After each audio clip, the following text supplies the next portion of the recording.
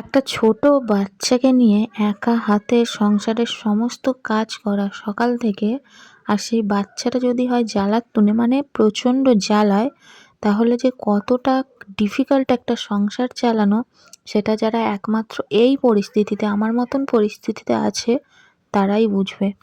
জানো তো, গরমকালে জামা কাপড় কাচাকুচি করার পর আমার কিন্তু একদম ছাদে উঠতে ভালো লাগে না। মানে আমার যেন খুব বিরক্ত লাগে ছাদে উঠতে। এই শীতকালটা পড়ার পর ছাদে যেন খুব মিষ্টি একটা রোদ, ভীষণ আরাম হয় সেই রোদটায় গেলে। তাই মাঝে মাঝে ছাদে উঠি জামা কাপড় মেলতে। তো আমি উনুনে ভাত চাপিয়ে দিয়ে এই জামা কাপড়গুলো মেলতে উঠেছিলাম ছাদে।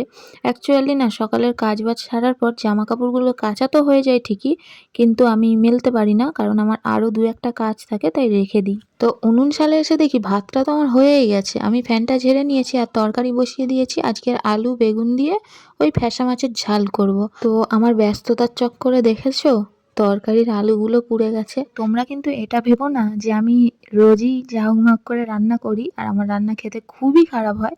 মানে আমার রান্না একটু তো মুখে দেওয়ার মতন হয়, আর এক আধ দিন এরকম হয়েই থাকে যেন এই তরকারি আলু পুড়ে যাওয়া, ভাতের ফ্যান পুড়ে যাওয়া, এগুলো হয়েই যায়।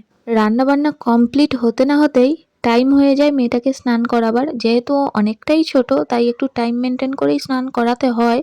তবুও তো মাঝে মাঝে টাইম ওভার হয়ে যায়, অনেকটা বেলা হয়ে যায়। এই শীতের সময় একটু তেল মাখিয়ে রোদে খেললে কিন্তু অনেকটা ঠান্ডা লাগাটা কমে। তো যাই হোক, স্নান টান করে দুপুরের খাওয়া দাওয়া করে ঘুমিয়ে গেছিল, তো উঠে আমার কাছ থেকে আদর খাচ্ছে। তো তারপর দেখো সন্ধ্যাবেলা আমি এই যে কাজে বসে গেছি। মানে সকালের তো ওই কাজ আছে, আর সন্ধ্যাবেলা বসে থাকি না, এই কাজটা করি। তোমরা এই কাজটার সাথে কে কে পরিচিত অবশ্যই কিন্তু আমাকে জানিও। আসলে কি জানো তো, আমার শ্বশুর বাড়ির দিকে এই কাজটা প্রচুর প্রচলন আছে, মানে নানান রকম। এটা যেমন আমরা করছি ওড়না, আবার হয় জামা। মানে আমরা যে দামি দামি ড্রেসগুলো দেখি এগুলোই সেইগুলো। এই যে আমার জ্বালার তুনে চলে এসছে, আমাকে আর কাজ করতে দেবে না। তো যাই হোক, এগুলো হচ্ছে একদিক থেকে সুবিধা। জানোই তো, আমরা যারা বাড়িতে বসে থাকি একটু টাকা আসে হাতে করলে আর কি, হাত খরচের মতো। তো এক জায়গায় যাব, দেখো আমাদের রাধা মাধবের মন্দির আমাদের পাড়াতে। তো আমার শাশুড়ি অনেকক্ষণ থেকে বলছে চলো না চলো না, আজকের ভোগ দেবে, ভোগ আনবে, চলো না।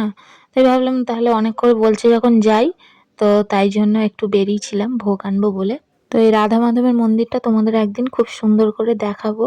তো চলো এখন ঘরে যাওয়া যাক। আর এই দেখো একটুখানি আমাদের ঘর থেকে পুরো, আর এই দেখো ওই যে কাকাইয়ের হাত ধরে আমার মেয়ে একদম ছুটে ছুটে যাচ্ছে রাস্তায়।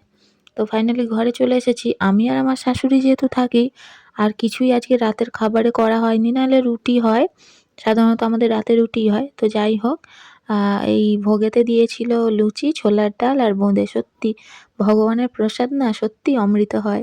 আমাদের এই রাধা মাধবের মন্দিরে হচ্ছে পূর্ণিমাতে ভোগ দেওয়া হয়, আর কেউ যদি মানসিক করে তখন ভোগ দিতে পারে, কারোর জন্মদিনে দেয়, এইসব দিনে ভোগ দেয়।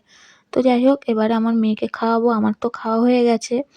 আর সত্যি বলছি, আমার মেয়েকে খাওয়াতে এতটাই ঝামেলা না, যে ওর জন্য আমি সত্যি এক্সট্রা করে কিছু করি না। হয়তো যে কেউ শুনলে ভাববে আমি ওর জন্য আলাদা করে খাবার করি না।